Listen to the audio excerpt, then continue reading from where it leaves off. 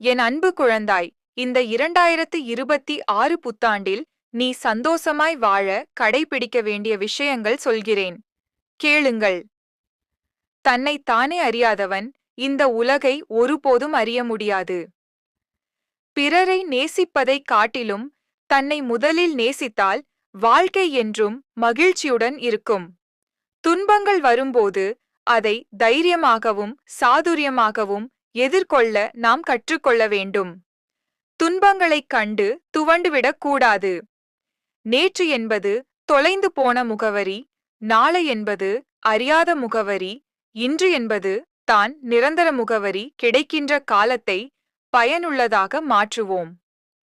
தோல்வியையும் துரோகங்களையும் ஒரு மனிதன் சந்திக்காத வரை வாழ்க்கை முழுமையடையாது. சகலமும் நிறைந்தது தான் வாழ்க்கை. காத்திருக்க கற்றுக்கொள்ளுங்கள்.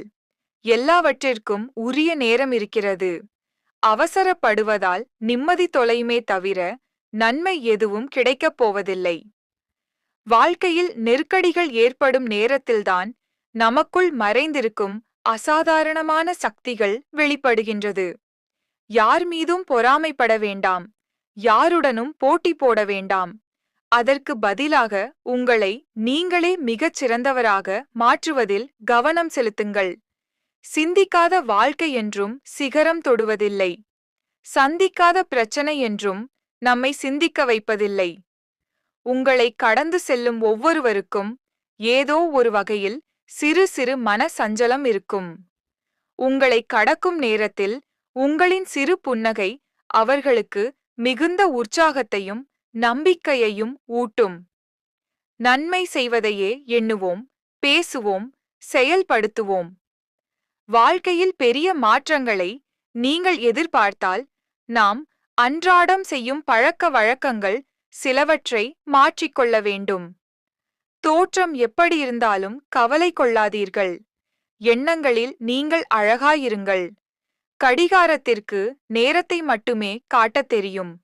அதை நல்ல நேரமாகவும் கேட்ட நேரமாகவும் மாற்ற மனிதனால் மட்டுமே முடியும்.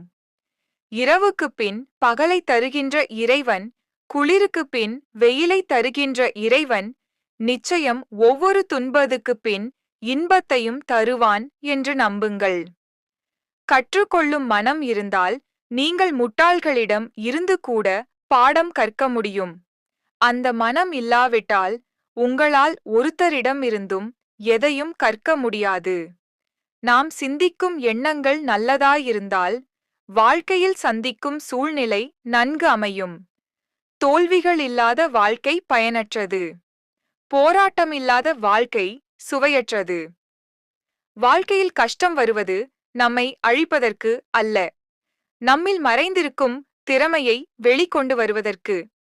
நம்பிக்கையை இழந்து எல்லாம் முடிந்துவிட்டது என்று எண்ணாமல் இது முடிவு இல்லை, ஒரு சிறிய வளைவுதான் என்று எண்ணி நாம் முன்னேற வேண்டும். தோல்வி அடைந்தால் விமர்சிப்பார்கள் என்று பயந்து முயற்சி செய்யாமல் இருப்பதே மாபெரும் தோல்வியாகும். கடினமாய் உழைத்தவர்களை விட கவனமாய் உழைத்தவர்களே முன்னேறி உள்ளார்கள். தொட முடியாத தூரத்தில் உங்கள் கனவு இருந்தாலும் தொட்டு விடலாம் என்ற நம்பிக்கையில் முயற்சி செய்யுங்கள். நாம் நல்லது சொன்னாலும் அது கேட்பவருக்கு சாதகமாக இருந்தால் மட்டுமே நம் கருத்தை ஏற்றுக்கொள்வார்கள். மகிழ்ச்சி என்பது 10 நொடி கதை, நிம்மதி என்பது ஒரு பக்க கதை, ஏமாற்றம் என்பது சிறுகதை, போராட்டம் என்பது நாவல். இதுதான் வாழ்க்கை. ஓடும் நீர் போல் நல்லதையே நினைத்து நல்லதையே செய்யுங்கள். தீயவை தானாகவே குப்பை போல் ஓரத்தில் ஒதுங்கிவிடும். நம் வாழ்வில் எல்லாம் ஒரு நாள் மாறும். ஆனால் ஒரே நாளில் எல்லாம் மாறிவிடாது. செய்யும் செயலை முழு மனத்தோடு செய்யுங்கள்.